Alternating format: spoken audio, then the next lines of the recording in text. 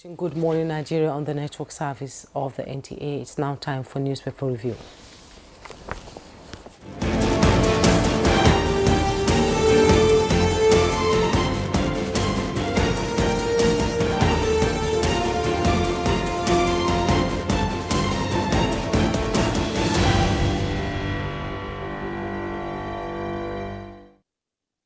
Right, and the newspaper reviewer, Chukwudi Okolubaja, is well seated in his place. Good morning. Morning, Victor. How are you today? I'm all right. Good to see you. Same here.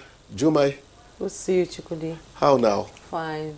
Good to see you too. Yeah. All right, let's get straight to it, and we begin with the Nigerian pilot, which leads with the bold headline, the screaming headline, "Terrorists Now Desperate." And it has 4 riders. Tinubu reacts to Borno suicide bomb attack, describes it as desperate acts of terror. Says recent terrorist attack reaction to FG's onslaught.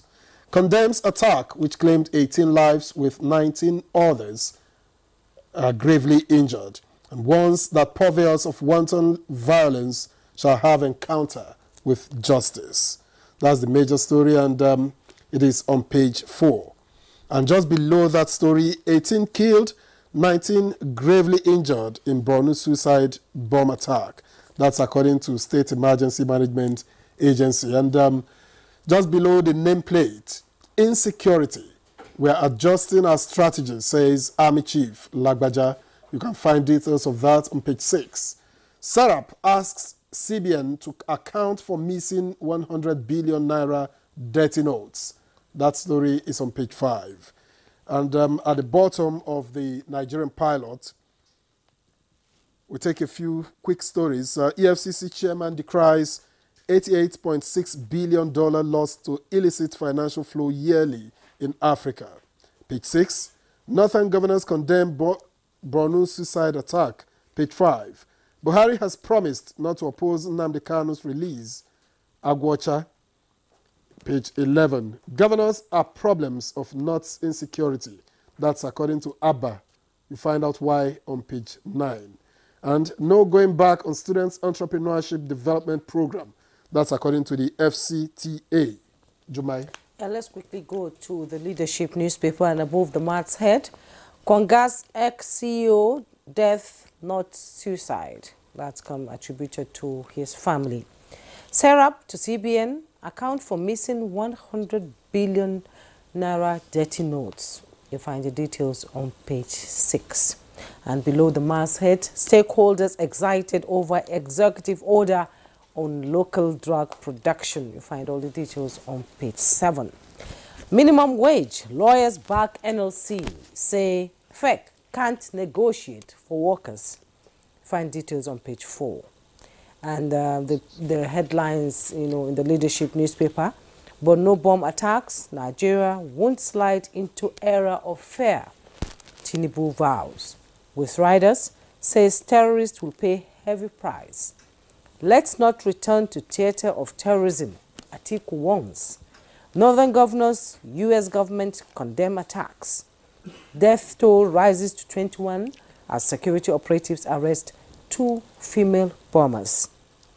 And at the side piece of the picture story, CBN Customs plan fixed import duty exchange rate. Details on page 25.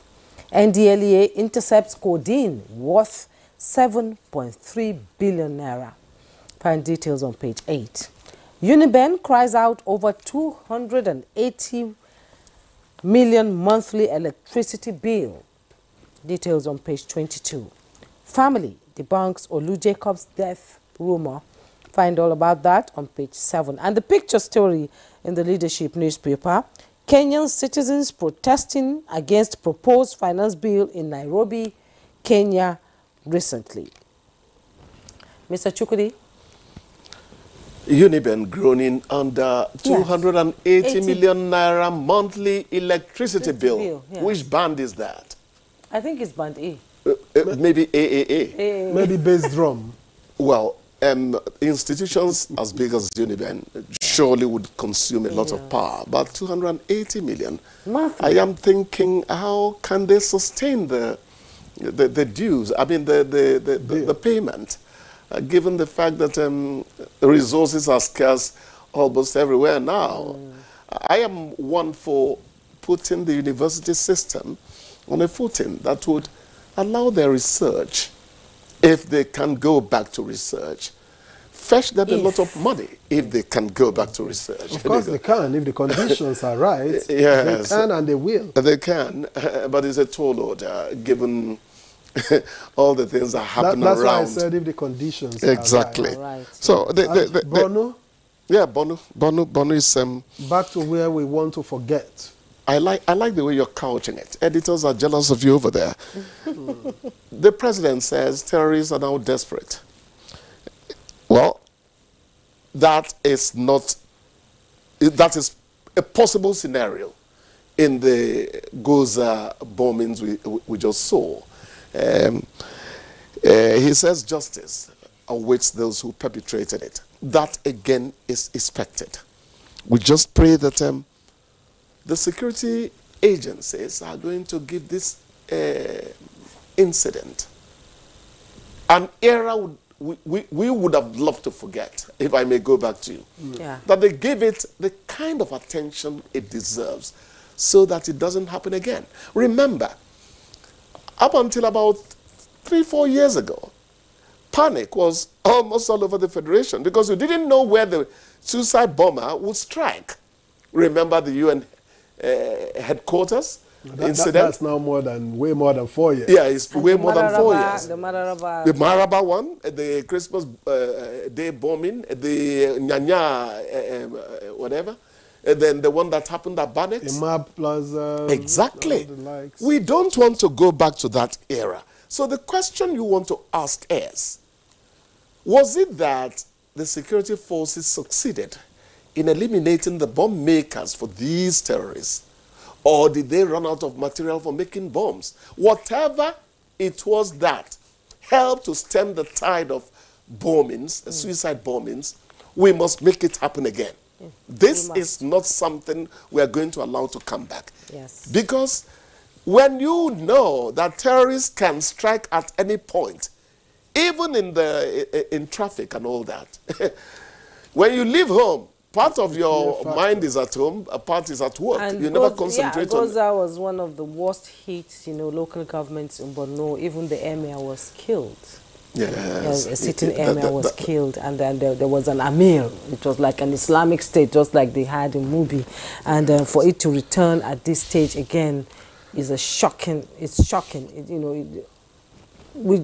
People living there will not be able to understand what again is going on. They say it's a woman with 2 children who came in. So many varying reports, and so many varying reports coming. About the lives of the little ones. You have to bring them into the mix. Yes. Some people are deceived into detonating those bombs by being fed, They are not deceived. They are captured and then they are brainwashed. Most of them don't even know what they are doing at that moment in time. They are drugged up. They will just tell them to walk into a place. Well, we'll get to talk about that in the course of the program because that is the topic we have today. We should not return. There's quite a lot to talk about. Yes. And so this paper review, I'm afraid, may have to be abridged. We don't return to the era of free-flowing, panic. That's the bottom line.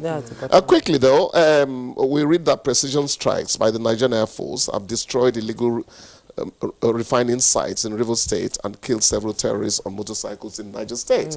So, the side where we say you can't go on doing this, it's working. May it work more. And we thank God that Olu Jacob is still alive with us. Oh, yeah. Yes. But dementia is not something you want to contemplate. Exactly. It's not. We all will die, but let's allow him. I know about it. It's in my household, so I know what I'm talking about. Yes. So, Chukudi, thank you so much for coming. Thank you, ladies and gentlemen, although you're all gentlemen in the media. Of course. So, we'll take a break now. When we return, our conversation will begin. Don't go away. Welcome back to Good Morning Nigeria. And before we commence our conversation on security and resilience in Borno State, let's take this background report by Joseph Ose.